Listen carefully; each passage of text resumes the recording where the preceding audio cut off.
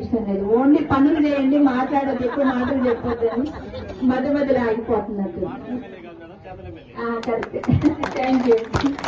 అయితే ఈ అవకాశం ఇచ్చి నన్ను మీ ముందు నిలబడి నేను ఈ రోజు మీకోసం పనులు చేయడానికి అవకాశం ఇచ్చింది మీరే.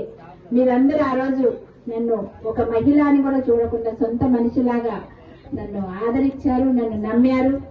నేను చెప్పింది మీరు విశ్వసించారు. మీకోసమే ఖచ్చితంగా గట్టిగా కృషి చేస్తాను, పనులు చేస్తాను, మీ బరువు బాధ్యతలన్నీ ఇక్కడి నుంచి నావే అని చెప్పాను. మీరు నమ్మి నన్ను గెలిపించినందుకు ఈరోజు మీ రుణం తీర్చుకునే అవకాశం నాకు వచ్చింది. అవునా కదా? అందుకనే మొట్టమొదటిగా ముందడుగుగా మాకు వచ్చిన నిధుల్లో నుంచి అత్యధిక భాగం 30 లక్షలు ఈ విలేజ్ కి ఇవ్వడం జరిగింది.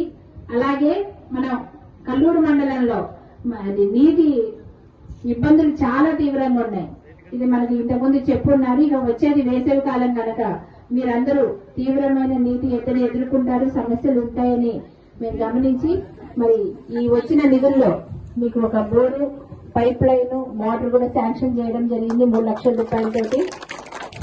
ఇవే కాదు, ఇక ముందు ఏ పథకం వచ్చినా కూడా చెల్లుపట్ట నుంచి మేము ముందు ఆలోచించి తప్పకుండా మన నాయకులు నాగమ్మ గారు కానీ, యాదగిరి గారు కానీ, మన పుల్లారావు గారు, ఇంకా భద్రయ్య సూచనలు సలహాలతోటి నేను ఖచ్చితంగా చెల్లుపట్ల గ్రామాన్ని అభివృద్ధి చేస్తానని మేము మనం